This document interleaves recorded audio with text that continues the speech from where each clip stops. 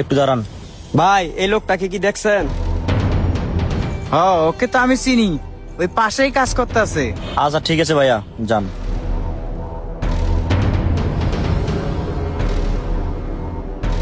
এই যে ওনারে পাইছি।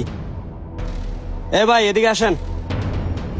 কিস্তির লোক, আল্লাহ জানে আজকে কপালে কি আছে। ভাই আপনার আমি এক সপ্তাহ দিয়ে খুঁজতেছি, আপনি কই ছিলেন?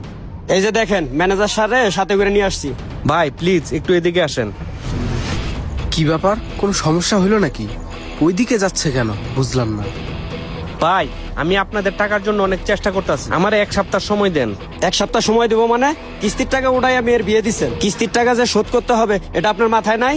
আর একটা সপ্তাহ সময় দেন। না, আর কোনো সময় দেওয়া যাবে না। এই দাঁড়াও মুরব্বি, এটা আপনার শেষ সুযোগ, এই সপ্তাহের মধ্যে টাকাটা আপনি দিয়ে দিবেন। আচ্ছা ঠিক আছে স্যার। এনামুল সাহেব চলেন। আসসালামু আলাইকুম ভাই। ওয়ালাইকুম আসসালাম।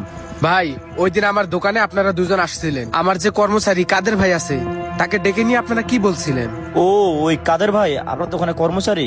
হ্যাঁ ভাই, কিন্তু আপনারা ওনাকে কি বলছিলেন?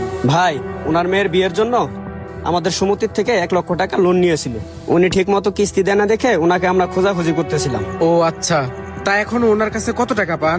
ভাই 30,000 টাকা দিছে আর 70,000 টাকা পাবো। ও 70,000 টাকা, আচ্ছা আমি দিচ্ছি। ঠিক আছে। এখানে 20,000 টাকা আছে, এটা আপনি রাখেন, আর বাকি টাকা আমি আপনাকে ব্যাংক ট্রান্সফার করে দিচ্ছি। ঠিক আছে। আচ্ছা ঠিক আছে ভাই। এনামুল সাহেব চলেন। ভাই কি হলো ভাই, আপনারা অনেকদিন ধরে আমার কাছ থেকে কিস্তি নেন না? আপনার কিস্তির টাকা তো আপনার মহাজনে দিয়ে দিছে। কি বলেন, আমার মহাজন টাকা দিয়ে দিছে? কই, আমাকে তো একবার বললো না। সেটা আপনি আপনার মহাজনকে জিজ্ঞেস করেন।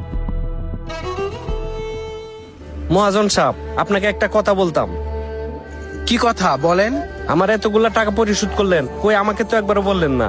আমি একটু কাজে ব্যস্ত ছিলাম তো সেজন্য আপনাকে বলা হয়নি, আর আপনাকে বলতাম আসলে আপনি আমার এখানে কাজ করেন, প্রতি মাসে তো আপনাকে টাকা দিতেই হবে। আপনি মাথায় এত বড় একটা বোঝা নিয়ে আমার এখানে কাজ করবেন, সেটা আমি নিজেও চাই না।